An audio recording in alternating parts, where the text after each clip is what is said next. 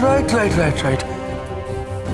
পাখি, কৃষ্ণেন্দুকে ধরার জন্য এটা তোমার আর দায়ের আবার নতুন কোনো প্ল্যান, রাইট? ইনফ্যাক্ট যবে থেকে তুমি তোমার এইসব আচার আচরণ পাল্টেছো তবে থেকে তাও নিরুদ্দেশ। পাখি, এটা যদি তোমার আর দায়ের আবার নতুন কোনো প্ল্যান হয়ে থাকে দেন ফর গড সেক এটা এবার শেয়ার করো আমাদের সাথে প্লিজ।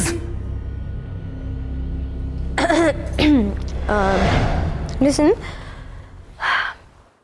তোমাদের দা কোথায় সেটা আমি জানি না। মানে আর কি হচ্ছে? এই কদিন ধরে সবাই আমরা চুপ করে বসে আছি এইটা বিশ্বাস করে যে দা কোথায় আছে সেটা অ্যাটলিস্ট তুমি জানো, আর এখন তুমি বলছো তুমি জানো না দা কোথায়। শোনো, আমি কি একবার তোমাদের কাউকে বলেছি যে আমি জানি তোমাদের দা কোথায়? তাহলে কেন আননেসেসারিলি তোমরা আমাকে চার্জ করছো? ঠিক আছে, তুই তুই এক কাজ কর, তুই ভাইকে ফোন কর, এক্ষুনি ফোন কর তুই।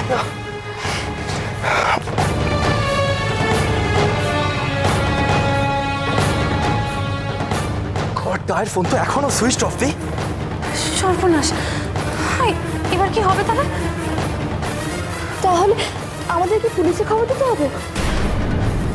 না না, পুলিশ এলেই তো সব মিথ্যে ধরা পড়ে যেতে পারে, আর সেটা আমি কিছুতেই হতে দিতে পারি না।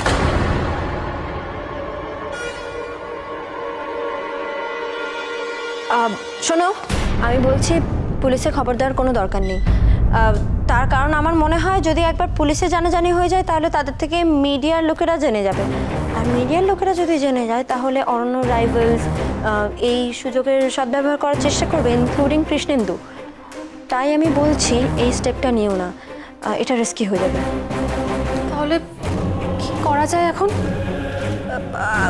আমি আছি তো, মানে তোমাদের পাখি আছে তো, তোমরা কোনো চিন্তা করো না, আমি ঠিক মানে তোমাদের দাকে খুঁজে বার করব, চিন্তা করো না।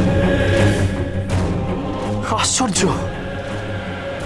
হোলির দিন থেকে দা নেই আর আমরা সবাই আজকে রিয়েলাইজ করছি যে দা অ্যাকচুয়ালি মিসিং। হ্যাঁ, আচ্ছা, এরকমও তো হতে পারে যে জামাইবাবু কোনো কাজে আটকে গেছেন, আবার কাজ হয়ে গেলে ফিরে আসবেন। দা আমাদের কাউকে কিছু না জানিয়ে কোন কাজে যাবে? আর আমাদের অফিসে কতগুলো ইম্পর্টেন্ট কাজ পেন্ডিং পড়ে রয়েছে আর দা সেগুলো সব ছেড়ে দিয়ে এভাবে নো ওয়ে, দা জাস্ট এরকম করতে পারে না।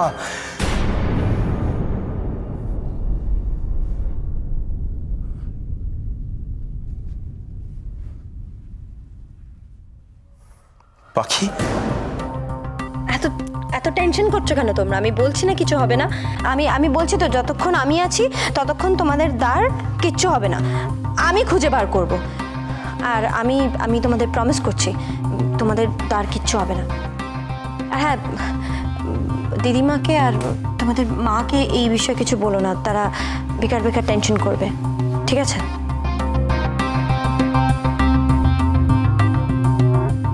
আর এই কৃষ্ণেন্দু,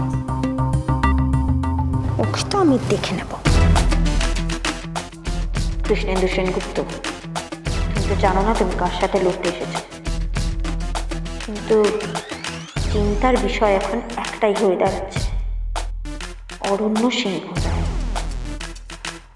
আমি ফ্যামিলির চোখে কি করে ধুলো দেবো সেটাই বুঝতে পারছি না। প্লিজ কেউ দরজাটা তো খোলো, কেউ আছে?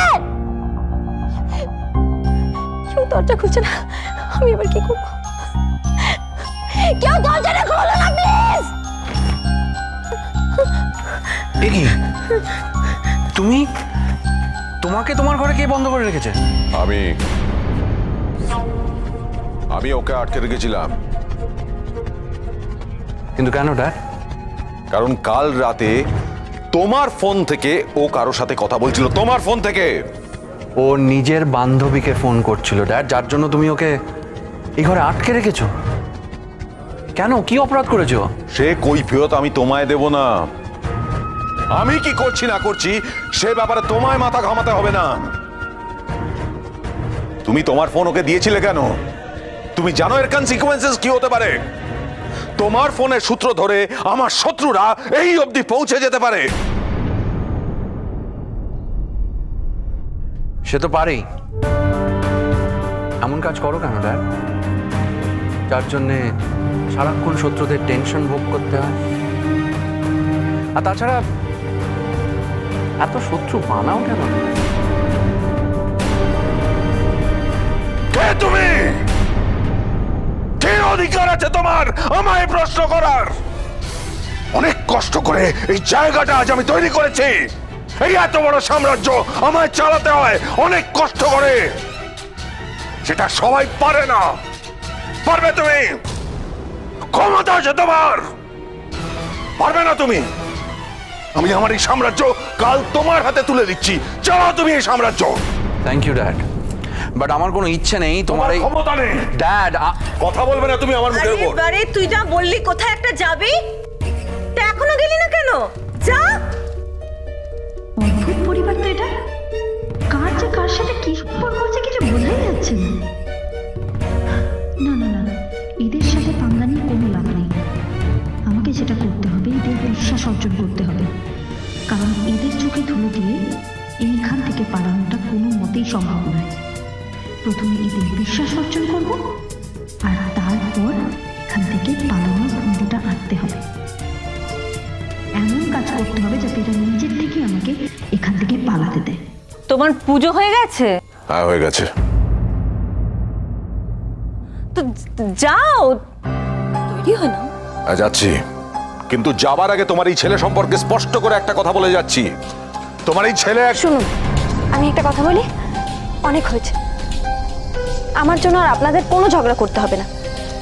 আপনার আমার ফোনে কথা বলা নিয়ে প্রবলেম তো, ঠিক আছে, আমি আর ফোনে কথা বলবো না, আমি কথা দিচ্ছি।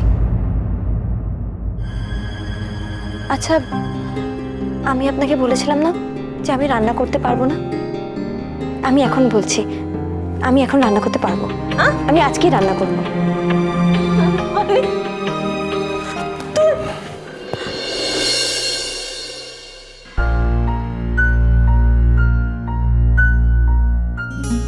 আপনাদের হয়তো বিশ্বাস হচ্ছে না, কিন্তু আমি সত্যি বলছি, আজকে আমি রান্না করব। ধুর খেবি মেয়ে, আমি তো সেটা এমনি এমনি বলেছি।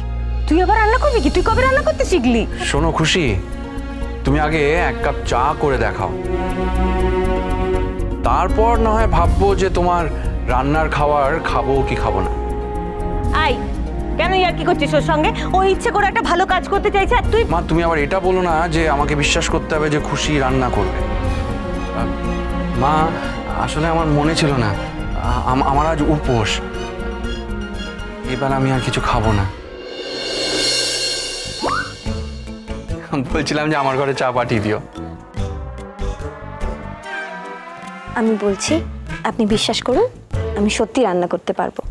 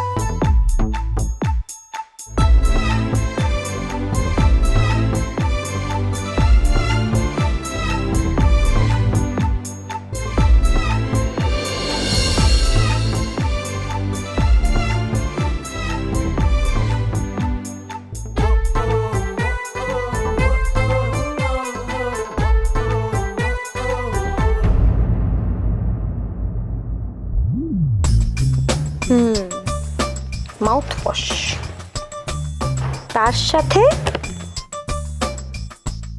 এইটার কম্বিনেশনটা খুবই ভালো হবে।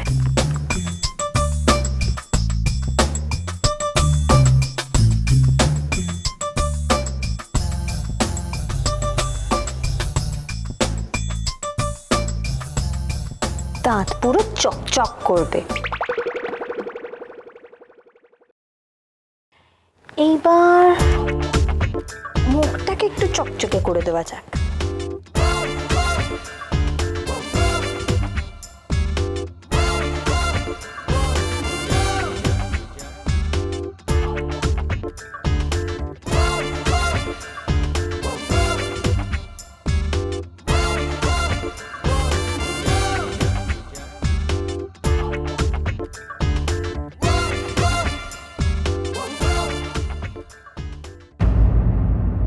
এক মগ জল অন্তত রেখেই যায়।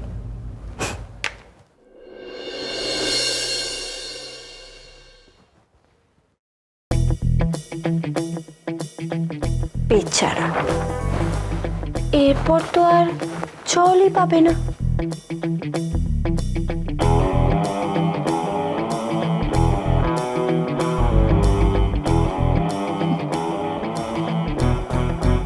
Last but not the least.